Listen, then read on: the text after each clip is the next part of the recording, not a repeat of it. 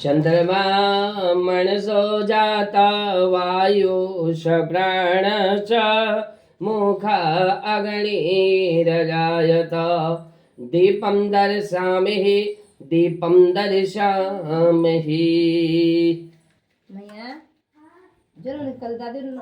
सर्वदा सर्वमंगले मंगले शिवे सर्वार्थ साधिके शरण्ये त्र्यंबके गौरी नारायणी नमस्तुते। श्री महागणाधिपते नमः। ओम लक्ष्मी नारायणाभ्यां नमः। ओम उमा महेश्वराभ्यां नमः। ओम वाणी हिरण्यगर्भाभ्यां नमः। साची पुरंदराभ्यां नमः। मातृपितृ चरण कमलेभ्यो नमः। इष्ट देवताभ्यो नमः। ग्राम देवताभ्यो नमः। कुल देवताभ्यो नमः। स्थान देवताभ्यो नमो नमः। छोड़ दीजिए 3 बार जल। ओम आचमनीम जलम समर्पयामि। ओम आचमनीम जलम समर्पयामि। हाथ में अक्षत फूल लेके गणेश जी का ध्यान करेंगे।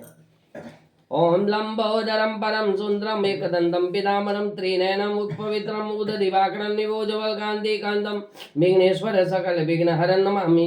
वक्रतुंड महाकाय कोटि सूर्य संप्रभा निर्विघ्नं कुरु मे देव सर्वकार्येषु सर्वदा। आवाहयामि पूज्यात् रक्षा च मम गृधो यागत्य अग्निअनन्तो पूजा यक्ष लक्ष्मे आगच्छ भगवन् देव स्वस्थानं परमेश्वरः। हम पूजा करिष्यामि। लंबोदरस्य जन्ये गौरीमावाह्याभ्यां छोड़ दीजिए पत्ती कर दीजिए बोली धागा तोड़ के अभी बुलाते चढ़ाए तब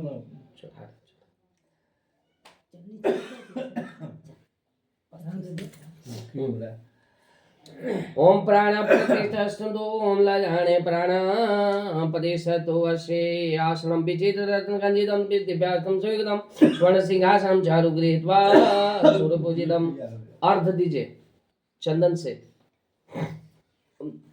ओम गंधात पुष्पाक्षते समयुक्तमर्धे समादितं मया गृह्णत्वा महादेव प्रसन्नाञ्च भवन्तु। दूरं शोभनम रक्त सौभाग्य सुखवर्धनम शुभदम कामदम चैव सिंदूरम प्रतिगृहम्।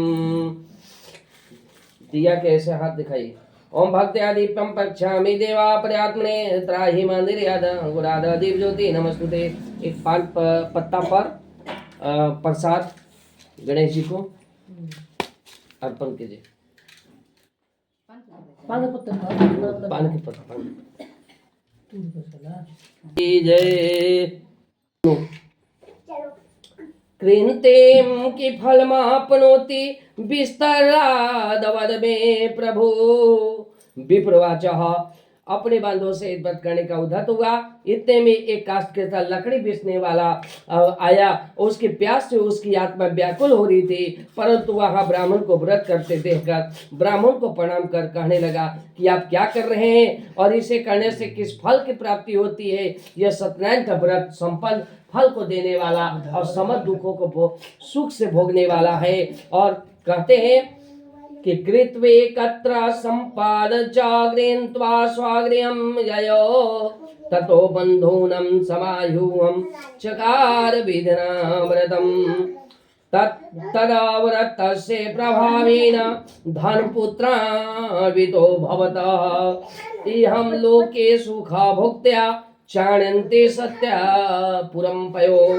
मनोकामना को पूर्ण करने वाला इस व्रत के प्रभाव से मेरे सत्यनारायण भगवान के लिए मन में ऐसा विचार करने लगा कि आज ग्राम में लकड़ियों को बेचने से जो धन प्राप्त होगा उससे सत्यनारायण का व्रत मैं अवश्य करूंगा, उत्तम व्रत करूंगा। जहाँ बड़े बड़े धनी लोग रहते थे उस नगर में गया। उस दिन वहां से उसे कष्ट का पुण्य दुगना प्राप्त हुआ। सद प्रश्न हृदय से पक्के केले का शर्करा घृत दूध और गेहूं का चूर्ण सबसे सवाय मात्रा में एकत्रित कर अपने घर आया।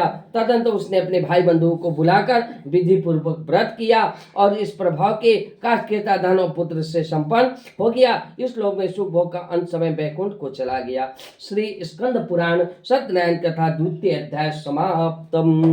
प्रेम से बोलिए सत्यनारायण भगवान की जय।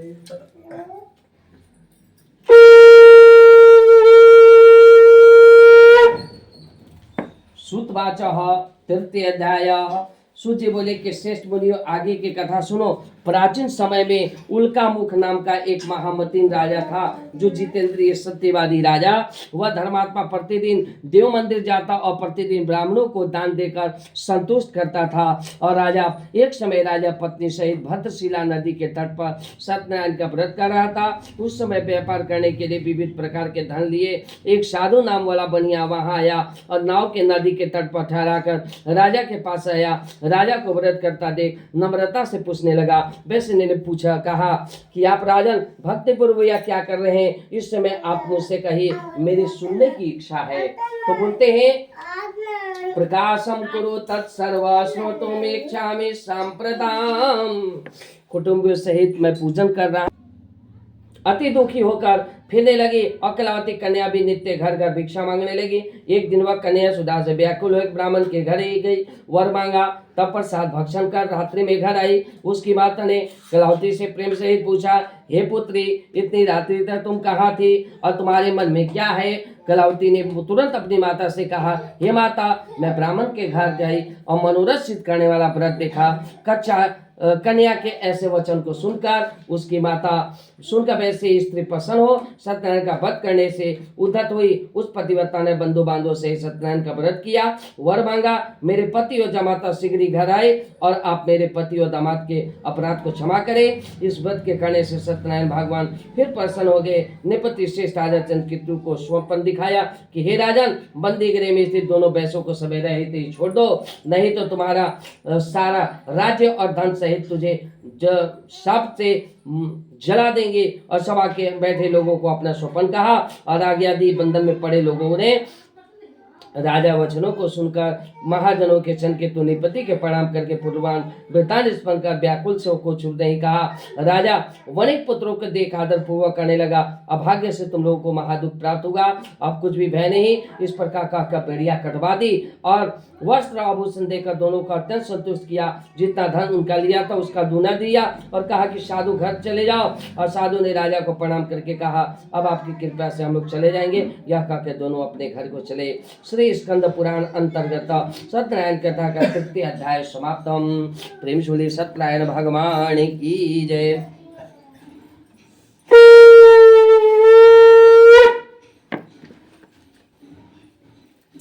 चतुर्दध्याय चतुर्थी बोले कि साधु बनिया ने मंगलाचार पूर्वक करके धन को सारम भजगेन्द्रहारम सदा वसंतम हृदयारविन्दे भवं भवामि सहितं नमामि। ओम जय लक्ष्मी रमणा स्वामी, जय लक्ष्मी रमणा भक्त स्वामी तिरजोला, भक्त स्वामी तिरजोला रत्न जटित सिंहासन। ओम जय लक्ष्मी रमणा नारद करत निरंजन घंटा ध्वनि बाजे प्रकट भय कलि कारण द्विज को दरस दियो। ओम जय लक्ष्मी रमणा बूढ़े ब्राह्मण बनकर कंचन महल कियो दुर्बल भय कठार्यो जिन पर कृपा करी चंद्रचूड़ एक राजा जिनकी विपत्ति हरी वैसे मनोरथ पायो सदा ताज दिनी। ओम जय लक्ष्मी रमणा सो फल भोगे व प्रभु जी फिर आस्तुति की नहीं श्रद्धा धारण कीनी तिनको काज सरियो। ओम जय लक्ष्मी रमणा मनवांछित फल दीनो दीन दयाल प्रभु श्री सत्यनारायण स्वामी आरती जो कोई नर गावे।